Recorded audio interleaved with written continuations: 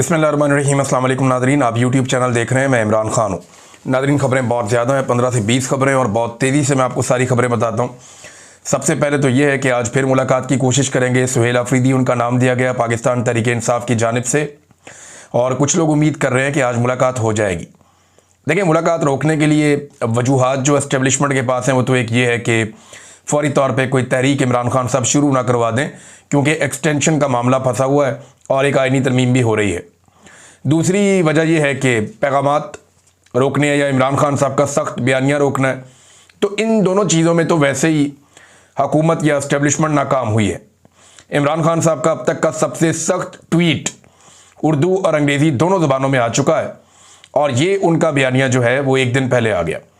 उन्होंने अपनी बहन के ज़रिए से जो मंगल वाले दिन सारी सूरत हाल बताई और जो बातें उन्होंने की वो नहायत सख्त थी, जिसमें उन्होंने आसिम मुनीर साहब को ज़हनी मरीज़ भी करार दे दिया, और उन्होंने बताया कि बहुत ज़ालिम है और किसी डिक्टेटर ने इतना जुल्म नहीं किया जितना आसिम मुनीर ने किया, और ये अपनी कुर्सी के लिए किसी भी हद तक जा सकते हैं, और जो कुछ भी पाकिस्तान में जुल्म और ज़्यादती हो रही है इसके पीछे जो फ़र्द वाहिद है वो आसिम मुनीर इमरान खान साहब ने करार दिया।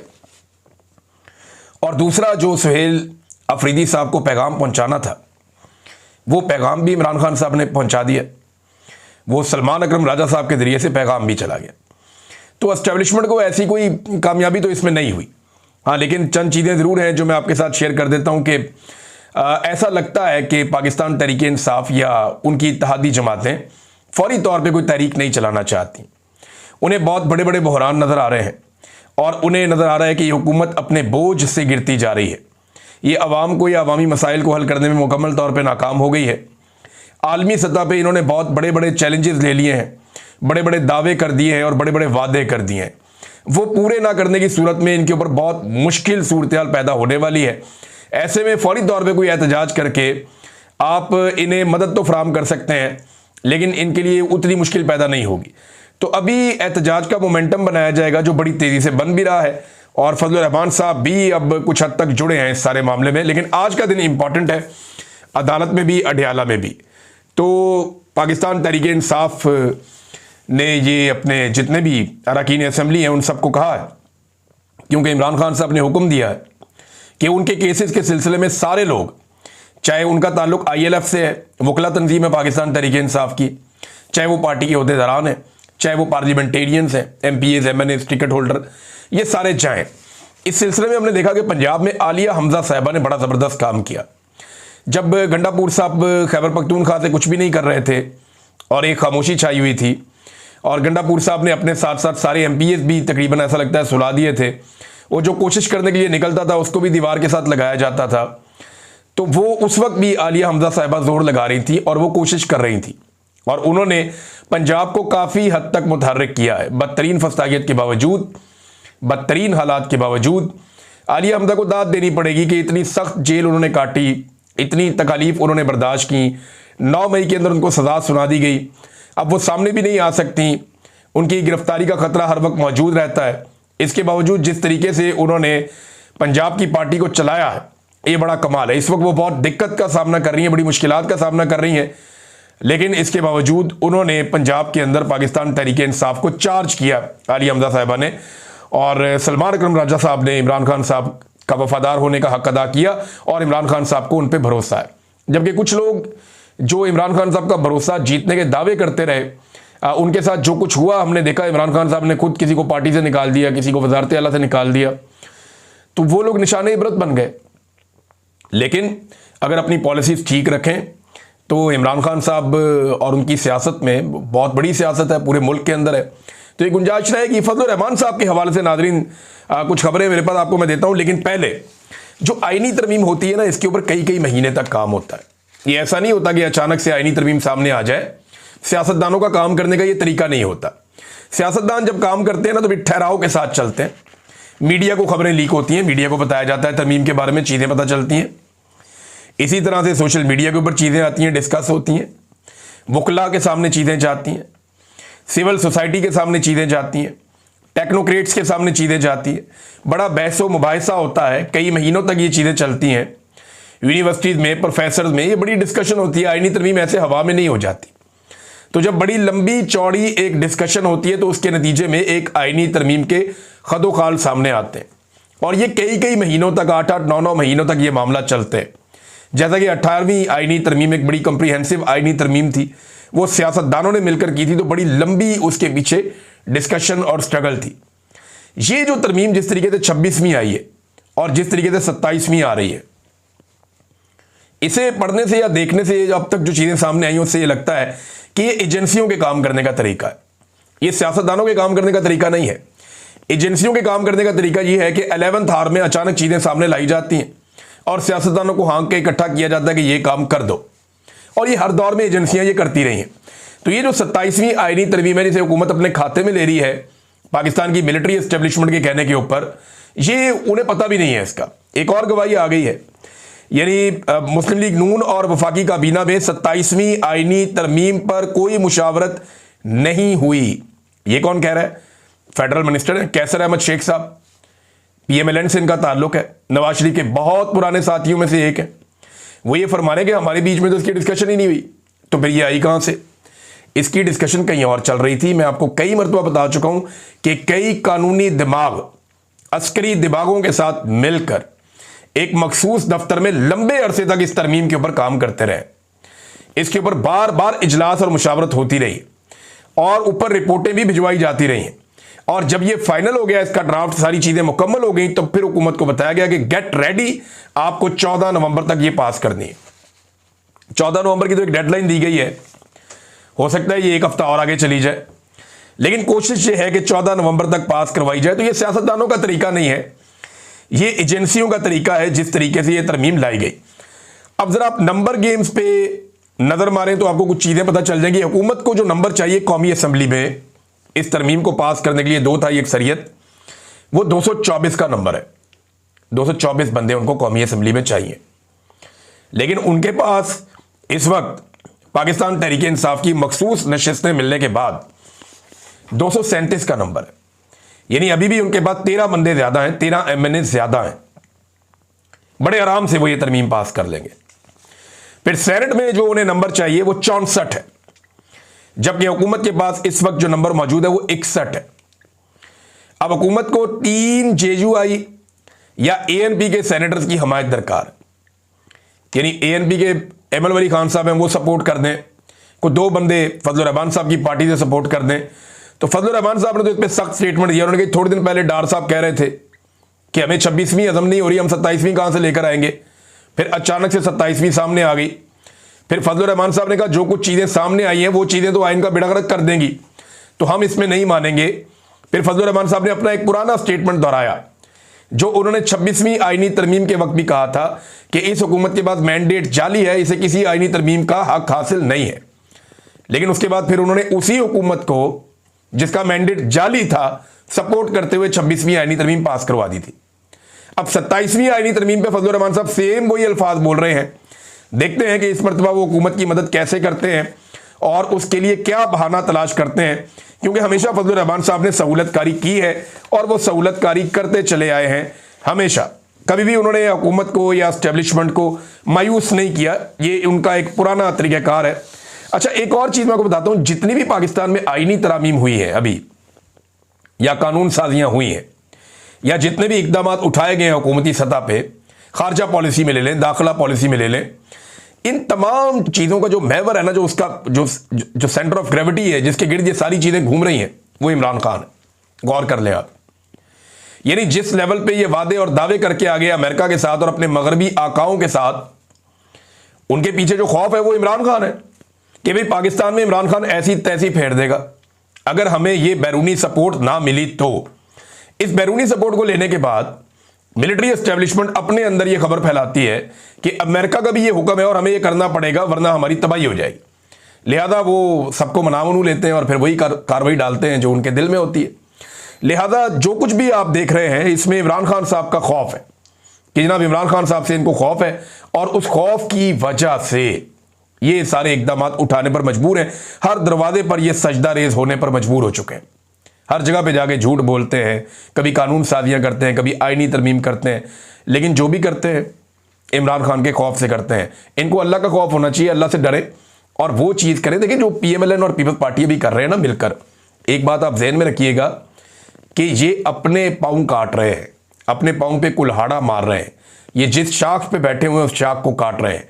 ये पार्लियामान को कमजोर कर रहे हैं। हर सियासतदान की ताकत पार्लियामान से आती है। ये पार्लियामान को कमजोर कर रहे हैं। हर सियासतदान जो है वो अवामी मैंडेट के साथ आता है, अवाम उसकी ताकत होती है। ये वहां पे भी अपनी ताकत को कमजोर कर रहे हैं। ये डिक्टेटर्स को मजबूत कर रहे हैं। मिसाल के तौर पे यहां पे एक तजवीज़ है, मैं आपके सामने रखता हूं। ये जनाब तजवीज़ साबिक अटॉर्नी जनरल अशतर साहब, ये पीएमएलएन के भी हैं और बहुत करीब हैं एस्टेब्लिशमेंट के भी। उन्होंने फरमाया, ये जियो न्यूज़ के मुताबिक, ये जो आर्टिकल 243 है जिस पे कोई बात नहीं कर रहा, क्यों नहीं कर रहा आगे चल के बताता हूं। आर्टिकल 243 में तरमीम के हवाले से तजवीज़ दी है कि एक चीफ ऑफ डिफेंस स्टाफ होना चाहिए, एक ऐसा ओहदा होना चाहिए जिसके नीचे तमाम फोर्सेस के इदारे हों। इस जुमले में बड़ी लंबी कहानी है। मैंने जो इस जुमले का मतलब निकाला वो ये है कि ये एक ऐसा ओहदा बनाने जा रहे हैं कि तमाम फोर्सेस के इदारे, अब फोर्स में तो पुलिस भी आती है, पेपरा भी फोर्स है, एफआईए भी एक फोर्स है, इसी तरह और बहुत सारी फोर्सेस हैं पाकिस्तान में। यानी आपकी जो पैरामिलिट्री फोर्सेस हैं वो भी फोर्सेस हैं, एफसी भी एक फोर्स है, उसके अलावा आपका बेशुमार फोर्सेस हैं पाकिस्तान में, दर्जनों हैं। लेकिन ये तमाम फोर्सेस एक कमांड के नीचे आ जाएं तो इसका मतलब है कि पाकिस्तान के आर्मी चीफ को, फील्ड मार्शल को इतना मजबूत करेंगे कि पुलिस समेत सारे इदारे उनके नीचे काम करेंगे और वो उनसे अहकामात लेंगे, तो सूबाई खुद मुख्तारी तो होगी खत्म। अमन व अमान का मसला जो है वो सूबे के हाथ से निकल कर कहीं और चला जाएगा और फिर हर चीज को कंट्रोल किया जाएगा। जिसकी लाठी उसकी भैंस, वैसे भी पाकिस्तान में यही है। लेकिन अगर ये काम हो जाता है तो फिर बात कहां से कहां जाएगी, ये आप देख लीजिएगा। मोहम्मद मालिक जर्नलिस्ट हैं, उन्होंने 2-3 चीजें और बताई। रोजाना की बुनियाद पर इक्का दुक्का चीजें अब सामने आ रही हैं इस तरमीम को लेकर। वो कहते हैं जी असेंबली की मुद्दत 6 साल कर देंगे। 6 साल छोड़ें, 10 साल करें, 10 साल असेंबली की मुद्दत करें, अपने अपने 10 साल पूरे करें, 10 साल या 20 साल करें असेंबली की मुद्दत। इन्होंने कौन सा दोबारा इलेक्शन लड़के वोट लेकर आना है। ये तो जिस दिन पाकिस्तान की अवाम ने डंडा उठाया और इनकी तशरीफ पे लगाया तो उस दिन पाकिस्तान ठीक होगा। ये इलेक्शनों से पाकिस्तान ठीक नहीं होना। इलेक्शन तो इनको चोरी करना आ गया। इलेक्शन से पाकिस्तान अगर ठीक होता तो पाकिस्तानियों ने 8 फरवरी 2024 को इलेक्शन से पाकिस्तान ठीक कर दिया था। पाकिस्तान की अवाम ने पाकिस्तान की एस्टेब्लिशमेंट के माथे पे शिकस्त लिख दिया था बड़ा बड़ा करके, और जब तक ये रहेंगे वो शिकस्त इनके माथे पे पड़ी जाएगी, साफ नजर आती है। लेकिन हुआ क्या, वो माना ही नहीं गया इलेक्शन। तो इलेक्शन आप 10 दफा करवा लें, रिजल्ट वही आएगा। 6 साल बाद क्या 60 साल बाद करवाने इलेक्शन। एक्चुअल ये है कि जब अवाम डंडा उठाएगी और इनकी तबीयत साफ करेगी, उस दिन फिर पाकिस्तान के अंदर अवामी मैंडेट का एहतराम होगा। उससे पहले आप जो मर्जी करें। कहते हैं जी अब 6 साल मुद्दत कर देंगे, अगला इलेक्शन जो है वो निगरान हुकूमत नहीं करवाएगी, बल्कि जो हुक्मरान होंगे उस वक्त के वही करवाएंगे। ये शहबाज शरीफ की हुकूमत होगी, उसी में इलेक्शन हो जाएगा। अमेरिकन सिस्टम ये लेकर आना चाह रहे हैं। और पहले भी कौन सा शहबाज शरीफ क्या बेचता है इलेक्शन में, या नवाज शरीफ क्या बेचता है। फैसला तो एस्टेब्लिशमेंट ने करना होता है, निगरान हुकूमत हो या ये हुकूमत हो, क्या फर्क पड़ता है। तो ये अब तरामीम की जा रही हैं चीज़ों को ज़्यादा कंट्रोल करने के लिए, कि मैक्सिमम चीज़ों को कंट्रोल कर लिया जाए और चीज़ें इनके हाथ से निकले ना। अच्छा, एमल वली खान ने एक बड़ा इंटरेस्टिंग स्टेटमेंट दिया, मैं आपको पढ़ के इसलिए सुनाना चाहूँगा कि ये स्टेटमेंट अगर पाकिस्तान तहरीक इंसाफ का कोई बंदा देता तो दहशतगर्दी में अंदर हो जाता। यानी बड़ा आम सा स्टेटमेंट देते हैं अहमद जवाद साहब। ये बड़े मुतदल आदमी हैं, बड़े अच्छे इंसान हैं और इनकी तहरीर में बड़ी शाइस्तगी भी होती है, अक्सर मैं कह रहा हूँ। और ये साबिक नेवी ऑफिसर है, साबिक पाकिस्तान तहरीक इंसाफ के सेक्रेटरी इत्तलात भी रहे हैं। अब उन्हें साइबर क्राइम एजेंसी ने गिरफ्तार कर लिया। यानी हर आवाज़ को दबाने की कोशिश की जा रही है जो फस्तायत और जबर के खिलाफ उठती है, और इंसानी हकूक़ के लिए जो आवाज़ उठती है उसको अब दबा लो, पकड़ लो, गिरफ्तार कर लो, अंदर डाल दो। और बड़े ये मुनासिब अल्फाज में और मोतदल अंदाज में ज़्यादातर बात करते थे। इनके साथ ये जुल्म, तो इनको तो फ़ौरन रिहा करना चाहिए। लेकिन इनके मुकाबले में बड़ा सख्त स्टेटमेंट है एमल वली खान का, खड़े होकर दे रहे हैं, लेकिन उन्हें कुछ नहीं कहा जाता। इससे पहले वो आर्मी चीफ को दुकानदार भी कह चुके। जब ट्रंप के सामने वो अपना लेकर गए थे मादनियात, तो इस पर उन्होंने कहा था कि ट्रंप के सामने एक दुकानदार की तरह गए, जी मेरा माल बहुत अच्छा है, ले लो। इस तरह स्टेटमेंट भी दिया था। फिर बाद में उन्होंने मादरत कर ली थी। अभी एमल वली खान कहते हैं कि 9 मई को रेडियो पाकिस्तान पेशावर पाकिस्तानी फौज ने जलाया था। पाकिस्तान की फौज ने रेडियो पाकिस्तान जलाया था पेशावर का। मैं 50 से ज्यादा सबूत दूंगा जिससे साबित करूंगा कि कर्नल इलेक्शन में पैसे लेकर लोगों को जितवाते हैं। कैसे इल्ज़ामात हैं पाकिस्तान की फ़ौज के ऊपर। और अगर पाकिस्तान तहरीक इंसाफ इससे आधी भी बात करे ना, और ये रेडियो पाकिस्तान चलाने पे पाकिस्तान तहरीक इंसाफ के नाक में दम किया हुआ खैबर पख्तूनख्वा में इन्होंने। और एमल वली खान साहब जो दुश्मन है पाकिस्तान तहरीक इंसाफ के सियासी नुक्ता नज़र से, वो ये कहते हैं कि जनाब पाकिस्तानी फ़ौज ने जलाया था रेडियो पाकिस्तान को। अब यही बात इमरान खान कहते हैं, वो जेल के अंदर बंद है, कि जनाब फॉल्स फ्लैग ऑपरेशन था सारा का सारा 9 मई। बहरहाल वो कहते हैं जी इलेक्शन भी अब एक कर्नल शर्नल जो है वो पैसे लेकर इलेक्शन जितवा देते हैं। इधर अभी ज़िमनी इलेक्शन हो रहे हैं नाज़रीन, पंजाब के अंदर भी हो रहे हैं, हर तरफ हो रहे हैं। पाकिस्तान तहरीक इंसाफ ने तो कई जगह बाइकआउट किया है, लेकिन फिर भी उम्मीदवार तो खड़े हैं इलेक्शन में। अब जो हुकूमती उम्मीदवार हैं वो ज़्यादातर अब किसी का भाई है, किसी की बहन है, किसी का बच्चा है, तो उन्होंने अपने करीबी लोगों को टिकट दिए हैं। तो वो जिन लोगों को टिकट दिए हैं उनके लिए इतनी मुश्किलात हैं अभी भी कि अवाम उनका नाम सुनने को तैयार नहीं है। वो पैसा भी धड़ाधड़ खर्च कर रहे हैं, ताकत भी खर्च कर रहे हैं, फिर भी अवाम उनका नाम नहीं सुन रही। उनके मुकाबले में जो आज़ाद उम्मीदवार आ गए हैं वो तगड़े हो गए। और अब वो जो आज़ाद उम्मीदवार आ गए हैं उनके सपोर्टर्स को तहरीक लब्बैक के खाते में डाल के उठाना शुरू कर दिया हुकूमत ने। अंदाज़ा करें आप, ज़िमनी इलेक्शन जीतने के लिए भोंडा तरीका देखें आप। ये फैसलाबाद से मुझे इतला आई एक दो और जगह से कि जनाब जिन बंदों को सपोर्ट कर रहे हैं अवाम निकल के, वो अवाम में से बंदे उठाते हैं जिस बंदे की थोड़ी सपोर्ट होती है, उठाओ इसको डालो तहरीक लब्बैक के अंदर, इसको भी अंदर कर दो। और इस तरह बंदे उठा के गिरफ्तार किए जा रहे हैं। ये इनकी अब औकात रह गई है। वैसे साद रिजवी का और उसके भाई का अभी तक कुछ पता नहीं चला। हम रोज़ाना पता करने की कोशिश करते हैं, लेकिन अब तक कोई इतला नहीं आई। और मेरी जो अपनी ज़ाती इन्फॉर्मेशन या अंदाज़ा है मेरा, उसके मुताबिक तो वो एजेंसियों के पास है, और पाकिस्तान की इंटेलिजेंस एजेंसियां फ़िलहाल उन्हें नहीं छोड़ रही। नाज़रीन, पाकिस्तान के अंदर आप अक्सर सुनते रहते थे माजी में भी, और अभी भी आप सुनते रहते हैं कि जनाब मकबूलियत के साथ साथ कबूलियत की ज़रूरत होती है। लेकिन डोनाल्ड ट्रंप ने यह मिथ तोड़ दी अमेरिका में। उसकी मकबूलियत थी, कबूलियत नहीं थी, वो जीत गया।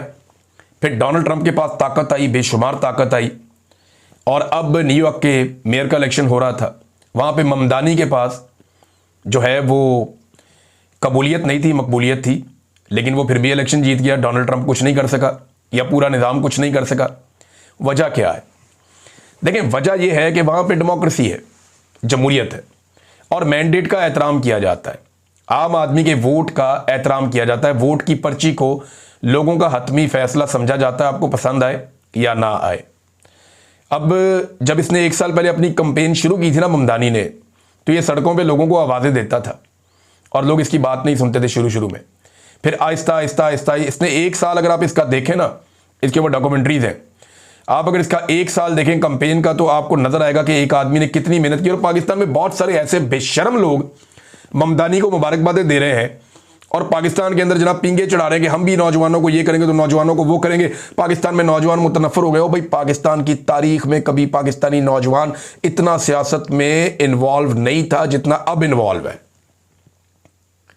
मैं फिर अपनी बात दोहरा देता हूं कि बहुत सारे लोग जो है ना, वो ये चूरन बेच रहे हैं कि पाकिस्तानी नौजवान मुतनफ़र हो गया सियासत से और वो सियासत में इन्वॉल्व नहीं है। नहीं, पाकिस्तानी नौजवान को मुतनफ़र करने की बड़ी कोशिश की पाकिस्तान की मिलिट्री एस्टेब्लिशमेंट ने, लेकिन पाकिस्तानी नौजवान जितना आज सियासत के अंदर अपने आप को मुतहर्रिक रखे हुए, इससे पहले माजी में कभी नहीं था। गारंटी देता हूं मैं आपको।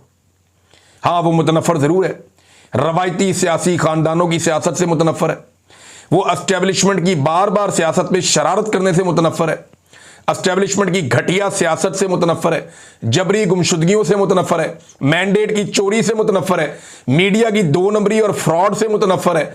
ये इन चीज़ों से वो मुतनफ़र ज़रूर हुआ, लेकिन पॉलिटिक्स में पाकिस्तानी नौजवान का ज़्यादा इन्वॉल्वमेंट बड़ा है, और पाकिस्तानी नौजवान ज़्यादा पॉलिटिक्स को अब जानता है और उसके ऊपर बात भी ज़्यादा करता है। इसकी एग्जाम्पल आपके सामने सोशल मीडिया है। नाज़रीन, एक खबर और है, चौधरी गुलाम हुसैन साहब हैं, जर्नलिस्ट हैं हमारे सीनियर, उन्हें अपने यूट्यूब चैनल पे प्रोग्राम करने से रोक दिया गया है जबरन। अब देखें कितनी हैरत की बात है कि आप अपने यूट्यूब चैनल के ऊपर अपनी राय भी नहीं दे सकते। ये पाकिस्तान में आज़ादी इज़हार राय की सूरत हाल है। चीनी का एक और बहरान आ गया पाकिस्तान में, ये खबर मैं आपको बाद में दूंगा, तसल्ली के साथ दूंगा, तफसील के साथ दूंगा। लेकिन 12 नवंबर को जो जरगा होने जा रहा है खैबर पख्तूनख्वा में, वहां से कुछ बड़ी खबरें आ सकती हैं, उसके ऊपर सबको नजर रखनी चाहिए, और एस्टेब्लिशमेंट ने तो उस पर अभी से नजर रखी हुई है। अब तक के लिए इतना ही। अपना ख्याल रखिएगा, अपने इस चैनल का भी। अल्लाह हाफिज़।